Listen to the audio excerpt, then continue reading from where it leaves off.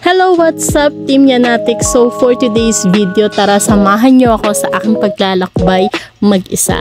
So for today's video guys, nag-travel po ako via Davao for 5 hours dahil dun po yung airport.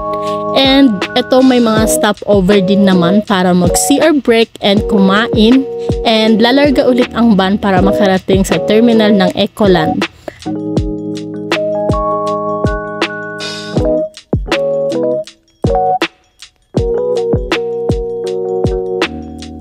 So, ayan guys, nakailang idlip na rin po ako bago dumating po sa terminal ng Davao City.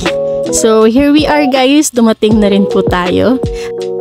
At eto na nga, hindi na kinaya ng aking bag at naputol na ang sabitan niya. Sumuko na rin parang siya. Dahil matagal pa naman yung aking flight, pumunta muna ako sa SM Store para bumili ng bagong sling bag. No choice, kailangan bumili ng bago. Parang siya pag umayaw na, hanap bago. Charot! At pagkatapos ko nga pong bumili ng aking bagong bag, nagstay muna po ako sa Starbucks to meet my friends since andito naman na ako sa Davao. So, konting chika-chika. So, I went to airport at 8 PM in the evening. Super early kasi ayaw natin ma-late at mapag-iwanan. Kasi pag naiwan tayo sa aeroplano, another bili ulit ng ticket. Buti pa yung ticket pag naiwan ka ng aeroplano, pwedeng bumili ulit.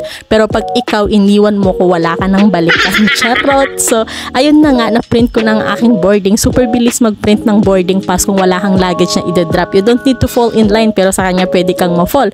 Pero ingatan mo, baka may magalit kahit wala naman sila. Charot! So, before ako pumasok sa waiting area for final gate of boarding, kumain muna ako dahil ako'y nagutom na talaga.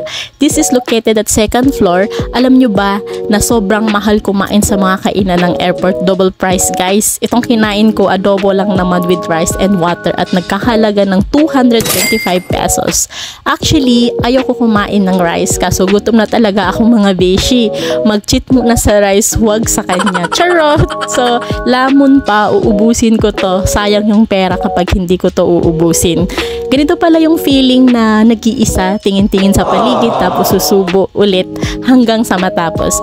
Mahirap mag-isa pero alam nyo ba, may nabasa ako kapag daw kaya nyong kumain mag-isa sa resto, ibig sabihin napaka-strong ng personality mo. Na-realize ko sobrang tapang ko pala pero pagdating sa kanya takot ako. Charot! So, ayan po, tapos na po ako kumain at ako'y mag-check-in na po. Thank you! Bye!